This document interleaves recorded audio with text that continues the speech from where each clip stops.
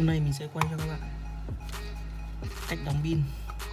Đây, loại Makita 5 cell 18V, vỏ gần như là 21V luôn.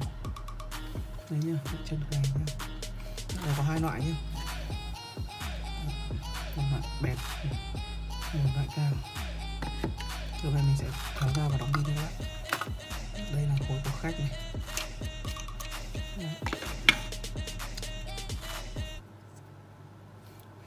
Thì mình sẽ đóng khối pin.